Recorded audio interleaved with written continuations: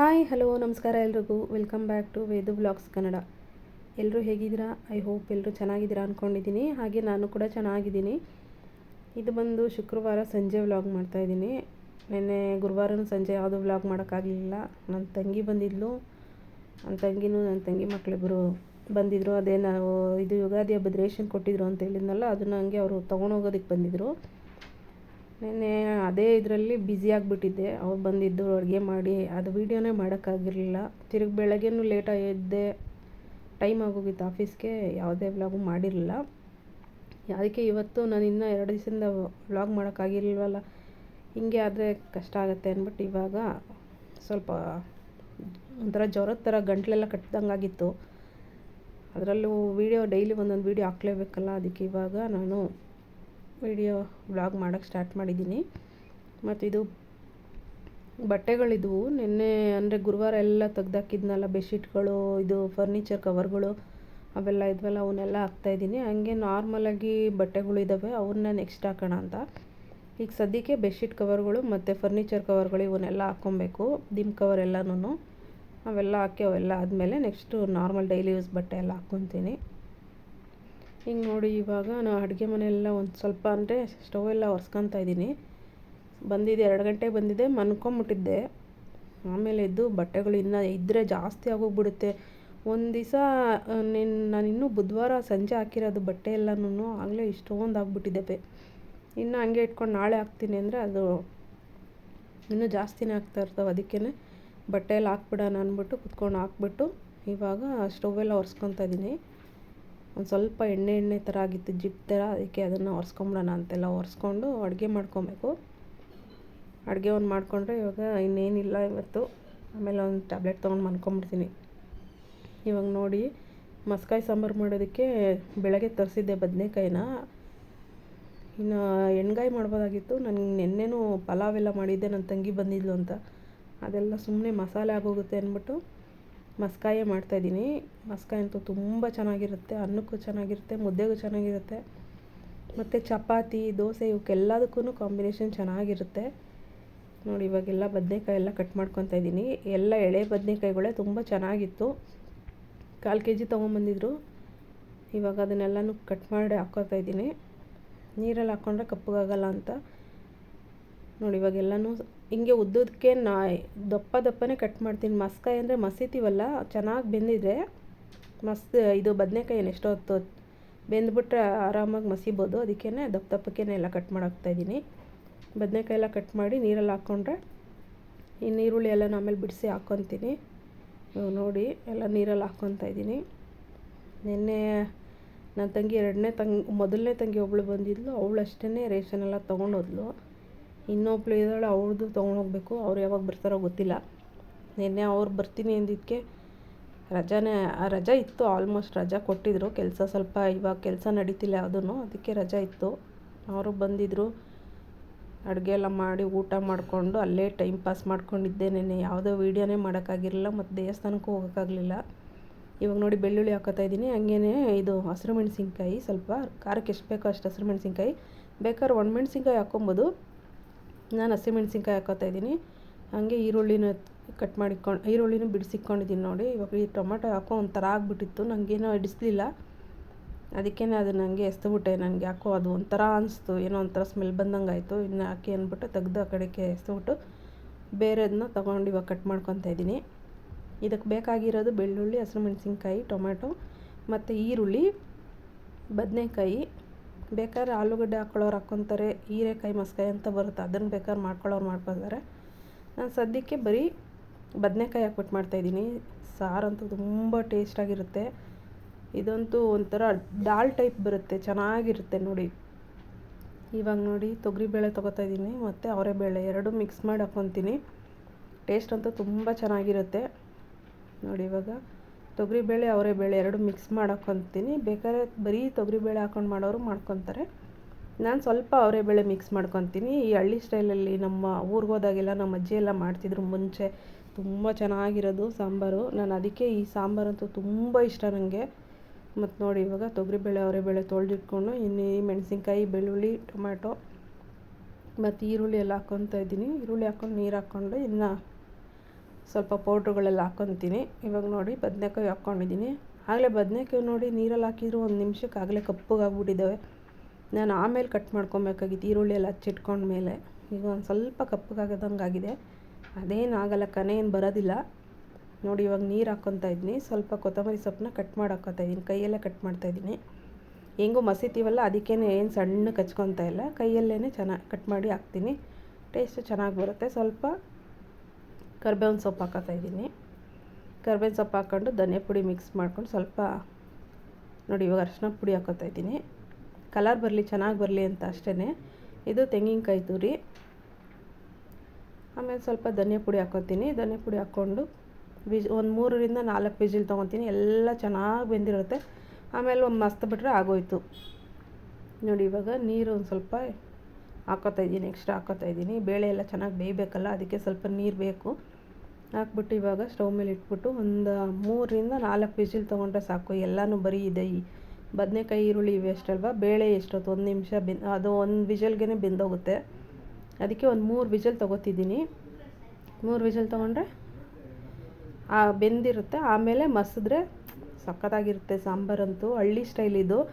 ಈ ಹಳ್ಳಿಯವರೆಲ್ಲನೂ ಮಾಡ್ತಾರಲ್ಲ, ನನಗಂತೂ ಸಖತ್ ಇಷ್ಟ. ಹಳ್ಳಿಗಳ ಕಡೆ ಎಲ್ಲ ಮಾಡ್ತಾರೆ ಇದನ್ನಂತೂ ನೋಡಿ. ಇವಾಗ ಬಟ್ಟೆ ಆವಾಗಲೇ ಹಾಕಿದ್ನಲ್ಲ, ಎಲ್ಲ ಆಗಿತ್ತು ಸ್ವಲ್ಪ. ಇವನ್ನೆಲ್ಲ ತೆಗ್ದಿಟ್ಕೊತಾ ಇದ್ದೀನಿ. ಆ ಕಡೆ ವಿಜಿಲ್ ಕೂಗಲಿ ಅಂತ ಇಟ್ಬಿಟ್ಟು ಈ ಕಡೆ ಎಲ್ಲ ಬಟ್ಟೆ ಎತ್ತಿಕೊಂಡು ಹೋಗ್ತಾಯಿದ್ದೀನಿ. ಬಟ್ಟೆ ಎಲ್ಲ ಹಾರಾಕ್ಬಿಟ್ಟು ಬಂದುಬಿಟ್ರೆ ಸ್ವಲ್ಪ ಕೆಲಸ ಮುಗಿಯುತ್ತೆ. ಇನ್ನೂ ಒಂದು ರೌಂಡ್ ಬಟ್ಟೆ ಹಾಕಬೇಕು, ಅದು ಆಮೇಲೆ ಇವಾಗ ಇವನ್ನೆಲ್ಲ ಹಾರಾಕ್ಬಿಟ್ಟು ಹೋಗ್ಬಿಟ್ಟು ಹಾಕ್ಬಿಟ್ಟು ಆಮೇಲೆ ಅಡುಗೆ ಎಲ್ಲ ಮಾಡಿಬಿಟ್ಟು ಊಟ ಮಾಡ್ಬಿಟ್ಟು ಆಮೇಲೆ ತೊಗೊಂಡೋಗಿ ಹಾಕ್ತೀನಿ.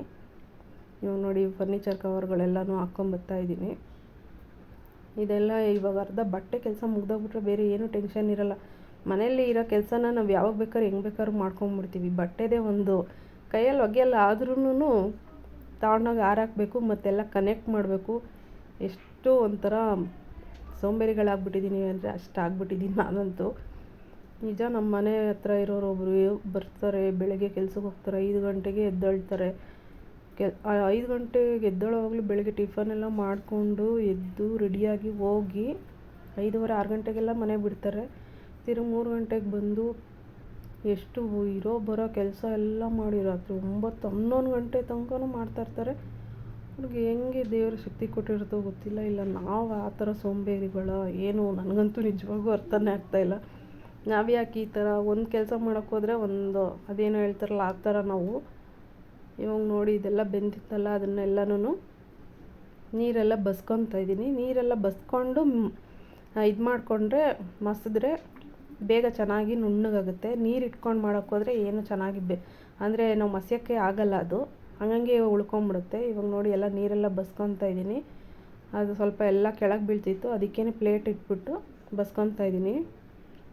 ಸ್ವಲ್ಪ ಬಿಸಿ ಇತ್ತು, ಕೈ ಮೇಲೆ ಸ್ವಲ್ಪ ಅರ್ತು, ಅದಕ್ಕೆ ಇವಾಗ ನೀಟಾಗಿ ಇಟ್ಕೊಂಡು ಬಸ್ಕೊತಾ ಇದ್ದೀನಿ ನೋಡಿ. ಇವಾಗ ನಾನು ಮುದ್ದೆ ಕೋಲಲ್ಲೇ ಇದು ಮಾಡ್ಕೊತಾ ಇದ್ದೀನಿ, ಮಸೀತಾ ಇದ್ದೀನಿ. ಯಾಕಂದರೆ ಒಂದು 4ರಿಂದ 5 ವಿಜಿಲ್ ತೊಗೊಂಡಿದ್ದೀನಲ್ಲ, ಅದೇನಿಲ್ಲ, ಸುಮ್ಮನೆ ಹಿಂಗೆ ಅಂದ ತಕ್ಷಣ ಸ್ಮ್ಯಾಶ್ ಆಗೋಗ್ಬಿಡುತ್ತೆ. ಈ ಬದನೇಕಾಯಿ ಎಲ್ಲ ಏನು ಜಾಸ್ತಿ ಏನು ಹಾರ್ಡ್ ಇರಲ್ವಲ್ಲ, ಬೆಂದ ತಕ್ಷಣ ನೋಡಿ ಸುಮ್ಮನೆ ಹಿಂಗೆ ಅಂತ ಇದ್ದೀನಿ ಅಷ್ಟೇ. ಏನು ಜಾಸ್ತಿ ಮಸಿಯೋ ಕೋಲ್ ತೊಗೊಂಡೇನು ಮಸೀತಾ ಇಲ್ಲ. ಎಷ್ಟು ನೀಟಾಗಿ ಹಿಂಗೆ ಆಗೋಯ್ತು ನೋಡಿ. 1 ನಿಮಿಷನೂ ಆಗಿಲ್ಲ, ಒಂದು 20-30 ಸೆಕೆಂಡಲ್ಲೆಲ್ಲನೂ ಮಸ್ಬಿಟ್ಟೆ.